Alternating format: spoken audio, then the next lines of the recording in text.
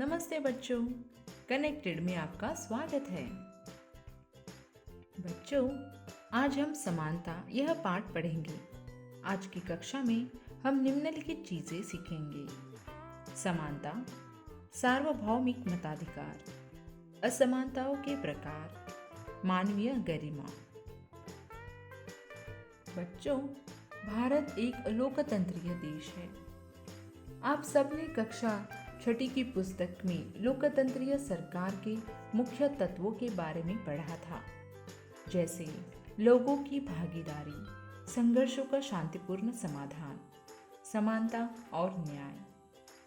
बच्चों, समानता लोकतंत्र की मुख्य विशेषता है और इसकी कार्यप्रणाली के सभी पहलुओं को प्रभावित करती है। तो चलिए समानता के बारे में और अधिक सीखते हैं कि यह क्या है, लोकतंत्र के लिए यह आवश्यक क्यों है और भारत में सब समान है या नहीं। उसके पहले बच्चों, पाठ में वर्णित कांता की कहानी और स्थिति समझते हैं। बच्चों, कहानी का प्रारंभ कांता के वोट देने की लाइन में खड़े होने से होता है। कांता अपने मालिक अशोक जैन को पहचान लेती है और अपने पड़ोसी छोटे लाल को भी। भारत जैसे एक लोकतंत्रीय देश में सब वयस्कों को मत देने का अधिकार है, चाहे उनका धर्म कोई भी हो, शिक्षा का स्तर या जाति कुछ भी हो, वे गरीब हो या अमीर।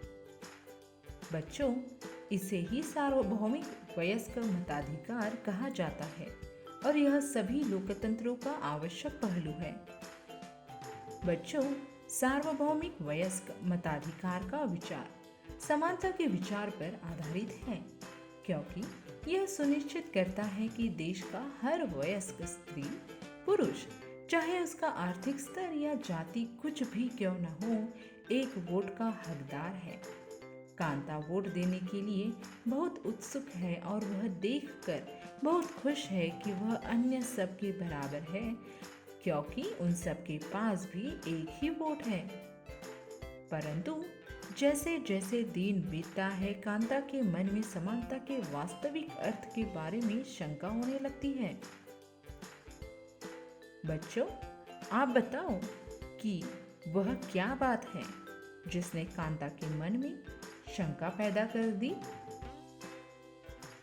तो आओ बच्चों, कांता की जीवन दिनचर्या देखिए। वह एक झोपड़पट्टी में रहती है और उसके घर के पीछे एक नाला है। उसकी बेटी बीमार है, परंतु वह अपने काम से एक दिन की भी छुट्टी नहीं ले सकती, क्योंकि उसे अपने मालिक से बच्ची को डॉक्टर के पास ले जाने के लिए पैसे उधार देने हैं।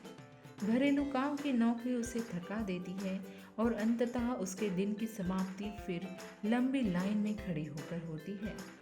सरकारी अस्पताल के सामने लगी यह लाइन उस लाइन से भिन्न है जिसमें वह सुबह लगी थी, क्योंकि इस लाइन में खड़े अधिकांश लोग गरीब हैं। बच्चों, अब आप समझ पा रहे होंगे कि समानता सिर्फ कानून के द्वारा सुनिश्चित नहीं की जा सकती, क्योंकि यह समाज की कई विषमताओं से प्रभावित होता है।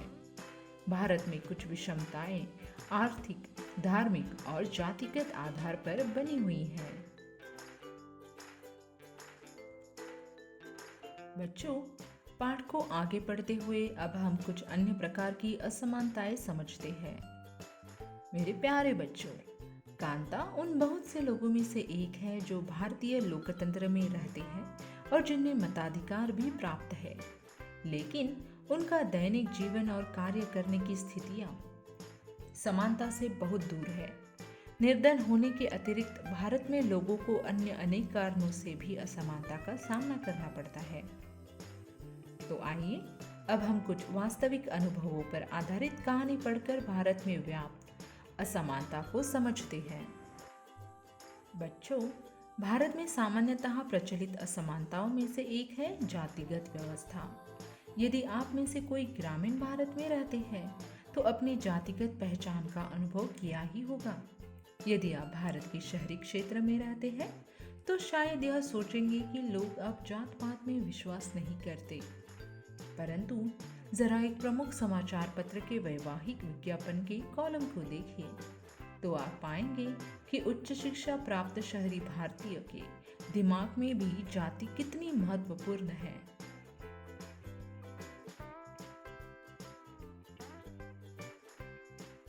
तो बच्चों, आइए अब एक कहानी स्कूल जाने वाले एक दलित बच्चे के अनुभवों के बारे में पढ़ें। दलित एक ऐसा शब्द है जो निचली कही जाने वाली जाति के लोग स्वयं को संबोधित करने के लिए प्रयोग में लाते हैं। बच्चों, दलित का अर्थ होता है कुचला या टूटा हुआ, और इस शब्द का इस्तेमाल करके दलित यह संकेत करते हैं कि पहले भी उनके साथ बहुत भेदभाव होता था और आज भी हो रहा है। ओम प्रकाश वाल्मीकि एक प्रसिद्ध दलित लेखक है। अपनी आत्मकथा झूठन में वह लिखते हैं, स्कूल में दूसरों से दूर बैठना पड़ता था, वह भी जमीन पर। अपने बैठने की जगह तक आते आते चटाई छोटी पड़ जाती थी। कभी कभी तो एकदम पीछे दरवाजे के पास बैठना पड़ता था, जहाँ से बोर्ड पर लिखे अक्षर धुंधले दिखते थे। कभी कभी शिक्षक बिना कारण पिटाई भी कर देते थे। बच्चों, अब ओम प्रकाश वाल्मीकि की कक्षा 4 में थे। प्रधानाध्यापक ने ओम प्रकाश से स्कूल और खेल के मैदान में झाड़ू लगाने को कहा।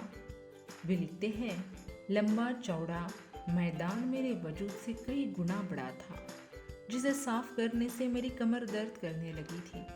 धूल से चेहरा सिर आट गया था, मुंह के भीतर धूल घुस गई थी। मेरी कक्षा के बाकी बच्चे पढ़ रहे थे और मैं झाड़ू लगा रहा था। हेडमास्टर अपने कमरे में बैठे थे, लेकिन निगाह मुझ पर टिकी थी। पानी पीने तक की इजाजत नहीं थी। पूरा दिन मैं झाड़ू लगाता रहा। स्कूल के कमरों की खिड़की दरवाजों से मास्टरों और लड़कों की आंखें छिपकर तमाशा देख रही थी। बच्चों, ओम प्रकाश ने अगले 2 दिनों तक स्कूल और खेल के मैदान में झाड़ू लगवाई जाती रही, और यह क्रम तभी रुका जब उधर से गुजरते हुए उनके पिता ने अपने बेटे को झाड़ू लगाते देखा। उन्होंने शिक्षकों का साहसपूर्वक सामना किया और ओम प्रकाश का हाथ पकड़कर स्कूल से बाहर जाते हुए ऊंचे स्वर में सबको सुनाते हुए कहा, मास्टर हो इसलिए जा रहा हूँ, पर इतना याद रखिए मास्टर, यही पढ़ेगा इसी मदरसे में, और यो हो नहीं, इसके बाद और भी आवेंगे पढ़ने को।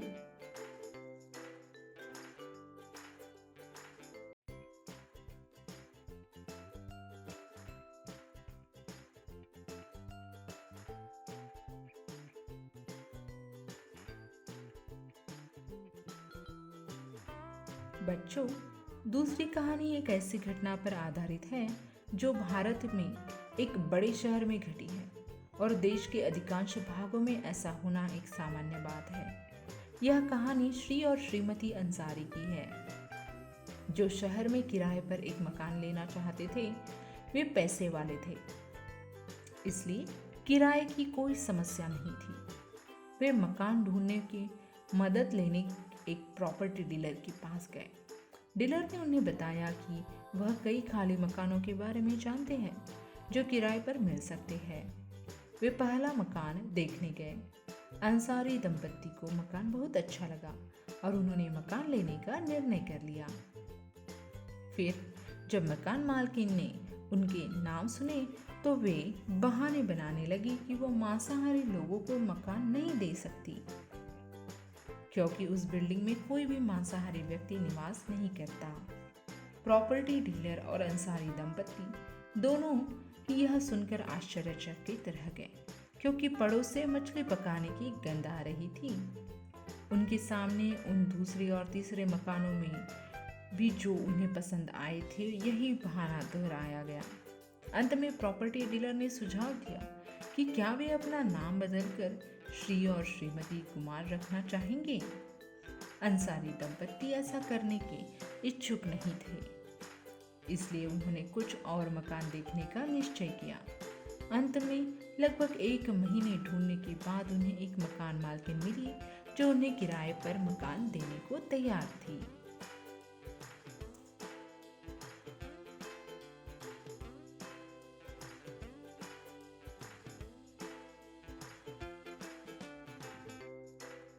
बच्चों, अब तक आप समझ गए होंगे कि प्रायः कुछ लोगों के साथ असमानता का व्यवहार बस इस कारण होता है कि उनका जन्म किसी विशेष जाति, लिंग या धर्म में हुआ है और वे उच्च वर्ग के हैं या माध्यम या निम्न वर्ग के। ओम प्रकाश वाल्मीकि और अंसारी परिवार के साथ असमानता का व्यवहार जातिगत और धर्मगत कारणों से हुआ। बच्चों, जब लोगों के साथ असमानता का व्यवहार होता है तो उनके सम्मान को ठेस पहुंचती है। ओम प्रकाश वाल्मीकि तथा अंसारी दंपति के साथ किए गए व्यवहार के कारण उनकी गरिमा को ठेस पहुंची। यह एक अमानवीय व्यवहार है। ओम प्रकाश वाल्मीकि को उनकी जाति के कारण स्कूल में झाड़ू लगवाकर शिक्षकों और छात्रों ने उनके सम्मान को बुरी तरह आहत किया और उन्हें यह महसूस कराया कि वे विद्यालय के अन्य छात्रों के समान नहीं, उनसे कमतर है। बच्चा होने के कारण ओम प्रकाश वाल्मीकि स्वयं इस बारे में अधिक कुछ नहीं कर सके, किंतु जब उनके पिता ने अपने बेटे को झाड़ू लगाते देखा तो उन्हें इस असमान व्यवहार पर क्रोध आया और उन्होंने शिक्षकों के समक्ष विरोध प्रकट किया।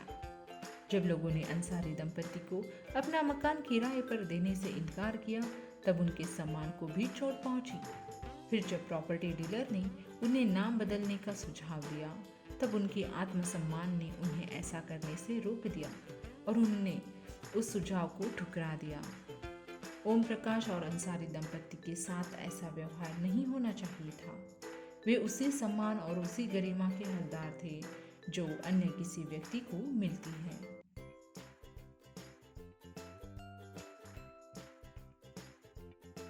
बच्चों, अब हम पाठ में आगे पढ़ेंगे और समझेंगे कि भारतीय लोकतंत्र में समानता को किस प्रकार समाहित किया गया है। आप सभी जानते हैं कि भारतीय संविधान सब व्यक्तियों को समान मानता है। इसका अर्थ यह है कि देश के व्यक्ति चाहे वे पुरुष हो या स्त्री, किसी भी जाति, धर्म, शैक्षिक और आर्थिक पृष्ठभूमि से संबंध रखते हो, वे सब समान माने जाएंगे।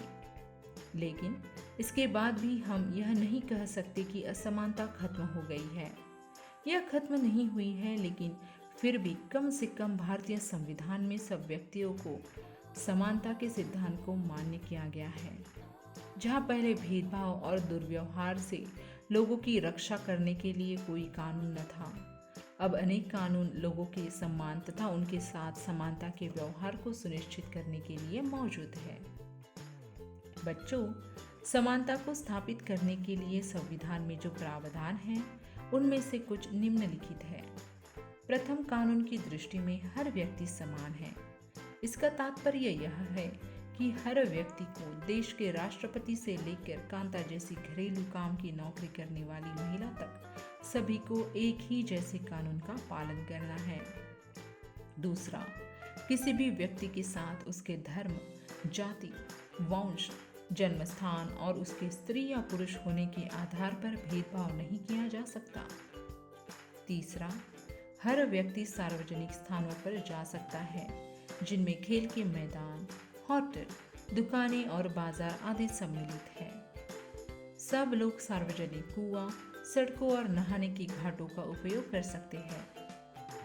चौथा, अस्पृश्यता का उन्मूलन कर दिया गया है। बच्चों, हमारी शासन व्यवस्था ने संविधान द्वारा मान्य किए गए समानता के अधिकार को दो तरह से लागू किया गया है। पहला कानून के द्वारा और दूसरा सरकार की योजनाओं व कार्यक्रम द्वारा सुविधाहीन समाजों की मदद करके। भारत में ऐसे अनेक कानून हैं जो व्यक्ति के समान व्यवहार प्राप्त करने के अधिकार की रक्षा करते हैं। कानून के साथ साथ सरकार ने उन समुदायों जिनके साथ सैकड़ों वर्षों तक असमानता का व्यवहार हुआ है, उनका जीवन सुधारने के लिए अनेक कार्यक्रम और योजनाएं लागू की हैं। ये योजनाएं यह सुनिश्चित करने के लिए चलाई गई है कि जिन लोगों को अतीत में अवसर नहीं मिले, अब उन्हें अधिक अवसर प्राप्त हो।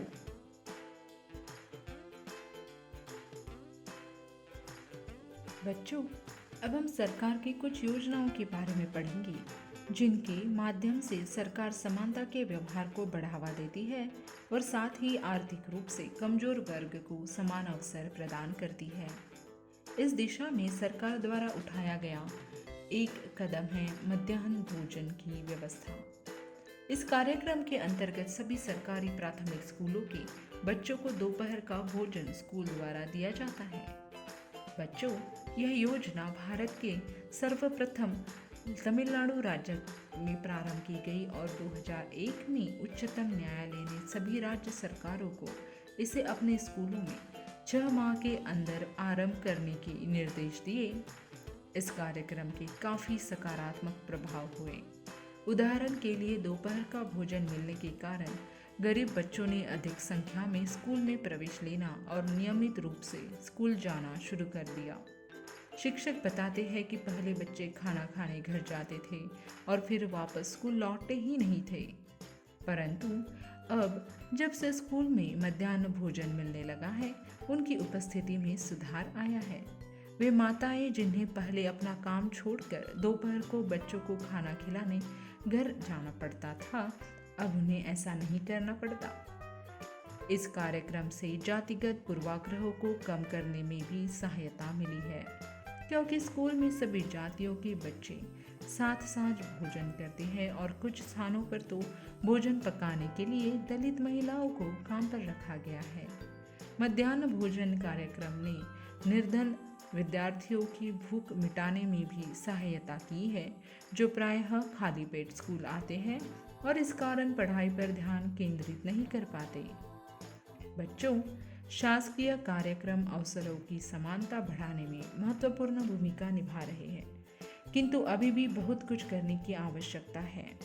मध्याह्न भोजन कार्यक्रम ने निर्धन बच्चों का स्कूलों में प्रवेश और उनकी उपस्थिति को बढ़ा दी है, लेकिन फिर भी इस देश में वे स्कूल जहां अमीरों के बच्चे जाते हैं, उन स्कूलों से बहुत अलग है जहां गरीबों के बच्चे पढ़ते हैं।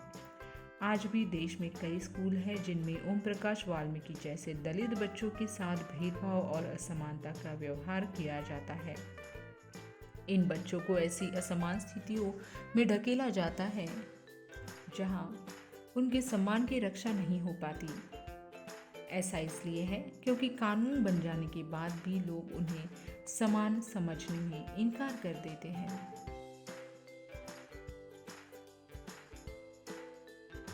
बच्चों, अभी तक हमने पढ़ा कि भारतीय समाज में विभिन्न तरह की असमानताएं हैं और इन असमानताओं को खत्म करने के लिए भारतीय संविधान में मौलिक अधिकार भी दिए गए हैं, परंतु आज भी असमानता को खत्म नहीं किया जा सका है। बच्चों, इसका मुख्य कारण यह है कि दृष्टिकोण में बहुत धीरे धीरे परिवर्तन आता है। यद्यपि लोग यह जानते हैं कि भेदभाव का व्यवहार कानून के विरुद्ध है, फिर भी वे जाति, धर्म, अपंगता, आर्थिक स्थिति और महिला होने के आधार पर लोगों से असमानता का व्यवहार करते हैं। वर्तमान दृष्टिकोण को बदलना तभी संभव है जब लोग यह विश्वास करने लगे कि कोई भी कमतर नहीं है और हर व्यक्ति सम्मानजनक व्यवहार का अधिकारी है। प्रजातंत्रीय समाज में समानता स्थापित करना एक सतत संघर्ष है, जिसमें व्यक्तियों और विभिन्न समाजों को सहयोग देना है।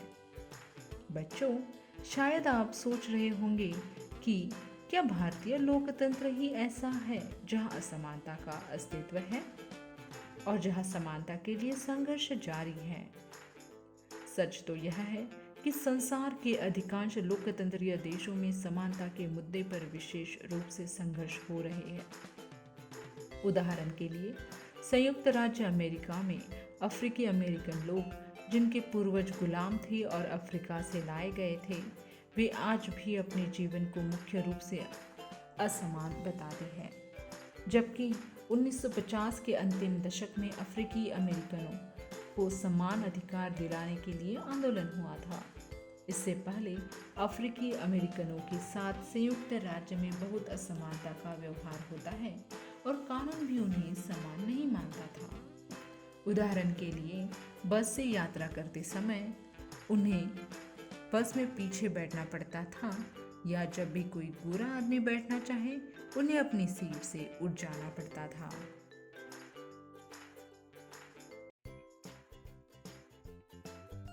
बच्चों, अब हम अमेरिका के नागरिक अधिकार आंदोलन के बारे में पढ़ेंगे, जिसने अमेरिका में अश्वेतों के अधिकारों को संविधान और अमेरिकी कानून में जगह दिलाई। रोजा पार्क्स एक अफ्रीकी अमेरिकन महिला थी। दिसंबर 1955 को दिन भर काम करके थक जाने के बाद बस में उन्होंने अपनी सीट एक गोरे व्यक्ति को देने से मना कर दिया। उस दिन उनके इनकार से अफ्रीकी अमेरिकनों के साथ असमानता को लेकर एक विशाल आंदोलन प्रारंभ हो गया, जो नागरिक अधिकार आंदोलन यानी कि सिविल राइट्स मूवमेंट कहलाता है। 1964 के नागरिक अधिकार अधिनियम में नस्ल, धर्म और राष्ट्रीय मूल के आधार पर भेदभाव को निषेध कर दिया। इसने यह भी कहा कि अफ्रीकी अमेरिकन बच्चों के लिए सब स्कूलों के दरवाजे खोले जाएंगे और उन्हें उन अलग स्कूलों में नहीं जाना पड़ेगा जो विशेष रूप से केवल उन्हीं के लिए खोले गए थे। बच्चों, इससे पता चलता है कि असमानता की सोच किस तरह से भारत में ही नहीं बल्कि दुनिया के अन्य लोकतांत्रिक देशों में भी गहरी पैठ बनाई हुई है। बच्चों, इतना होने के बावजूद भी अधिकांश अफ्रीकी अमेरिकन गरीब हैं। अधिकतर अफ्रीकी अमेरिकन बच्चे केवल ऐसे सरकारी स्कूलों में प्रवेश लेने की सामर्थ्य रखते हैं जहां कम सुविधाएं हैं और कम योग्यता वाले शिक्षक हैं, जबकि श्वेत विद्यार्थी निजी स्कूलों में जाते हैं या उन क्षेत्रों में रहते हैं जहां कि सरकारी स्कूलों का स्तर निजी स्कूलों जैसा ही ऊंचा है। बच्चों, अब हम देखेंगे भारत के संविधान के अनुच्छेद 15 के अंश। धर्म, मूल वंश, जाति, लिंग या जन्मस्थान के आधार पर विभेद का प्रतिषेध। 1. राज्य किसी नागरिक के विरुद्ध केवल धर्म, मूल वंश, जाति, लिंग, जन्मस्थान या इनमें से किसी के आधार पर कोई विभेद नहीं करेगा। 2. कोई नागरिक केवल धर्म, मूल वंश, जाति, लिंग, जन्मस्थान या इनमें किसी से आधार पर क दुकानों, सार्वजनिक भोजनालयों, होटलों और सार्वजनिक मनोरंजन के स्थानों में प्रवेश, या ख पूर्णतः या भागतः राज्य निधि में पोषित या साधारण जनता के प्रयोग के लिए समर्पित कुआं, तालाबों, स्नान घाटों, सड़कों और सार्वजनिक समागम के स्थानों के उपयोग के संबंध में किसी भी निर्योग्यता, दायित्व, निबंधन या शर्त के अधीन नहीं होगा। बच्चों, अब यह पाठ अपने अंतिम चरण में पहुंच चुका है, जहां हम लोकतंत्र की चुनौती को समझेंगे। किसी भी देश को पूरी तरह लोकतंत्रीय नहीं कहा जा सकता। हमेशा से ही ऐसे समुदाय और व्यक्ति होते हैं जो लोकतंत्र को नए अर्थ देते हैं और अधिक से अधिक समानता लाने के लिए नए नए सवाल उठाते हैं। इसके केंद्र में वह संघर्ष है जो सब व्यक्तियों को समानता और सम्मान दिलाने का पक्षधर है। बच्चों, हम इस पुस्तक में आगे पढ़ेंगे कि किस तरह समानता का प्रश्न भारतीय लोकतंत्र में हमारे दैनिक जीवन के विभिन्न पहलुओं को प्रभावित करता है। आगे हम विभिन्न प्रश्न खुद से करेंगे और उसका जवाब समाज से ढूंढने की कोशिश करेंगे कि क्या सब व्यक्तियों की समानता और उनके आत्मसम्मान को ऊंचा रखने की भावना को लोग स्वीकार कर रहे हैं या नहीं।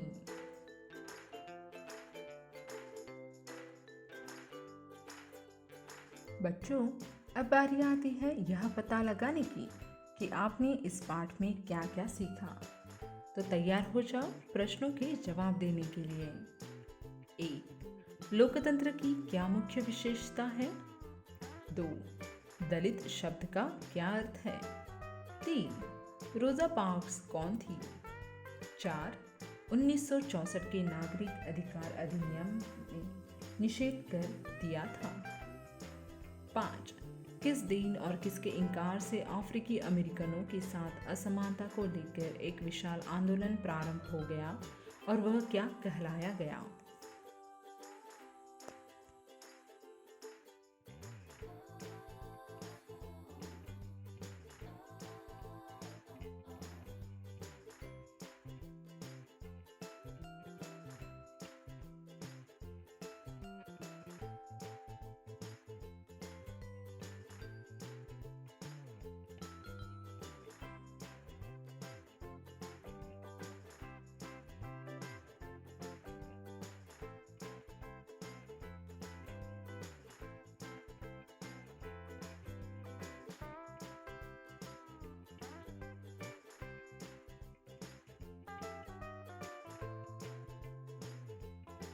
बच्चों, बिल्कुल ठीक ठीक जवाब दिया है आप सबने। अब चलिए उत्तर भी देखते हैं। 1. समानता लोकतंत्र की मुख्य विशेषता है। 2. दलित का अर्थ होता है कुचला हुआ या टूटा हुआ, और इस शब्द का इस्तेमाल करके दलित यह संकेत करते हैं कि पहले भी उनके साथ बहुत भेदभाव होता था और आज भी हो रहा है। 3. रोजा पार्क्स एक अफ्रीकी अमेरिकन महिला थी। 4. 1964 के नागरिक अधिकार अधिनियम ने नस्ल, धर्म और राष्ट्रीय मूल के आधार पर भेदभाव को निषेध कर दिया। 5. दिसंबर 1955 को दिन भर काम करके थक जाने के बाद बस में उन्होंने अपनी सीट एक गोरे व्यक्ति को देने से मना कर दिया। उस दिन रोजा पार्क्स के इनकार से अफ्रीकी अमेरिकनों के साथ असमानता को लेकर एक विशाल आंदोलन प्रारंभ हो गया, जो नागरिक अधिकार आंदोलन यानी कि सिविल राइट्स मूवमेंट कहलाया गया।